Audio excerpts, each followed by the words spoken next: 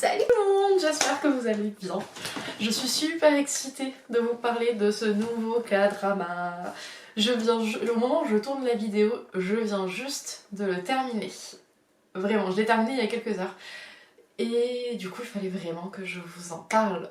Du coup, ce K-drama s'appelle Tunnel. Vous pouvez le retrouver sur Netflix. Il y a 16 épisodes de 60 minutes et il est sorti entre le 25 mars 2017 et le 21 mai 2017. C'est l'histoire de Park Gwon-ho qui, en 1986, est à la poursuite de ce qu'ils appellent alors un tueur sans motif. Au moment où il manque d'attraper ce fameux tueur, il se retrouve dans un tunnel et en 2016. C'est du coup en 2016 à l'aide de Jeon Seok-sik, le commandant de la brigade des crimes violents, et du policier Kim Seon-jae, qu'il va poursuivre le criminel qui continue ses crimes 30 ans après.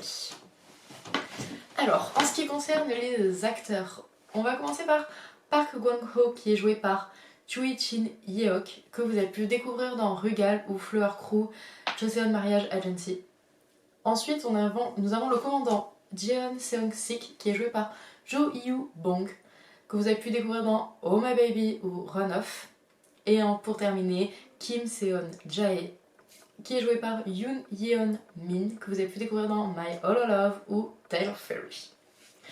On va commencer par les petits points faibles de ce drama. Alors, il y a la censure coréenne qui est vraiment dommage parce que c'est une histoire de tueur en série. Donc vous vous en doutez, il y a du fight et il y a des meurtres. Il y a du sang, hein, c'est pas toujours très joli à voir. Et pourtant il y a la censure, ce qui fait qu'en fait dès qu'un élément est utilisé pour faire du mal à quelqu'un, c'est flouté. Donc voilà, c'est un peu dommage. Enfin, j'ai pas l'habitude et du coup parfois ça me sortait un peu de l'histoire. Voilà, donc c'est un peu dommage. Sur la fin, j'ai trouvé qu'il y avait peut-être quelques petites longueurs.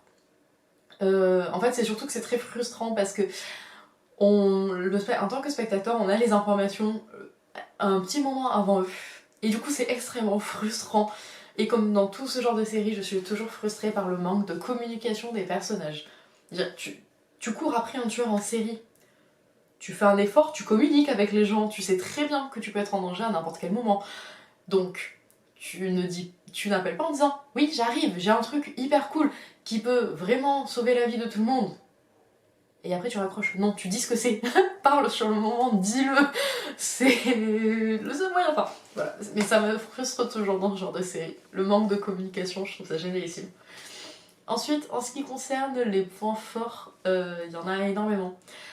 Déjà, à la base, je suis pas une très très grande fan des dramas où il y a un petit truc fantastique qui justifie toute une situation improbable et qu'ensuite on ne s'en sert plus du tout.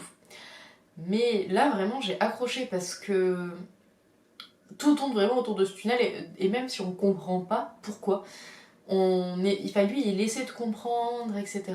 Quand il débarque en 2016 aussi, c'est extrêmement marrant parce que du coup, il est complètement perdu, il comprend rien à ce qui se passe. Sa première rencontre avec le policier est hyper drôle, vraiment. Donc voilà, j'ai vraiment adoré la bromance entre les deux, est vraiment génialissime, ils sont vraiment très mignons, très touchants. J'aime beaucoup aussi la façon dont ils ont lié les personnages de 2016 à ceux de 1986. Puisque du coup, on se retrouve donc lui part à la recherche de sa femme, part à la recherche des personnes qu'il connaissait.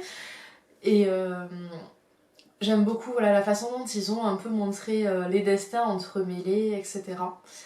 On ne s'attend pas du tout pas du tout à qui est le meurtrier.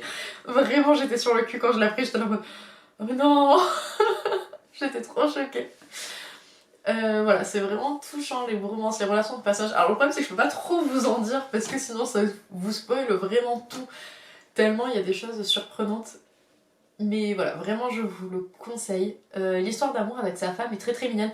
C'est un peu le fil conducteur, pour lui, c'est le fil de conducteur un peu de pourquoi est-ce qu'il pourchasse le criminel en 2016, parce qu'en fait il veut rentrer auprès de sa femme en fait. Il veut retrouver sa femme, il veut la retrouver, il veut de nouveau être dans ses bras, etc. Donc c'est vraiment très très touchant et ça prend pas pour autant le pas sur l'enquête policière. L'enquête policière reste prioritaire, mais on sent bien que c'est quelque chose qui le motive énormément et que ça lui manque, qu'il porte l'alliance tout le long du drama, donc voilà, c'est vraiment super cool. Alors ensuite, qu'est-ce que je peux vous dire sans vous spoiler, parce que du coup c'est hyper compliqué. La fin, j'étais entre les rires et les larmes, vraiment. C'est une fin qui est très très touchante, et ce genre de fin, on sait pas vraiment comment penser, dans un bon sens. Parce que... Ah, je peux même pas expliquer. Mais bon voilà, c'est vraiment une super fin entre les rires et les larmes, mais d'une bonne façon. Et du coup, j'ai vraiment adoré. Je me suis tapé toute une journée pour le regarder. Enfin, je l'ai regardé en plusieurs jours en fait, du coup, parce qu'il est quand même long. Mais voilà, j'ai vraiment adoré, donc je ne peux que vous le conseiller. J'ai complètement découvert certains acteurs et bah j'adore. Il y a certains acteurs que je ne connaissais pas et je valide à 100%, ils sont vraiment super cool. Donc dites-moi si vous l'avez vu, parce que comme il est sorti il y a un moment, je pense que je suis un peu en retard. Mais dites-moi si vous l'avez vu, ce que vous en avez pensé. Et si vous l'avez pas vu, bah, allez le voir, vraiment foncez. Il est trop, trop bien. Voilà. Donc du coup c'est tout pour moi. Je vous fais des gros bisous. Bye bye.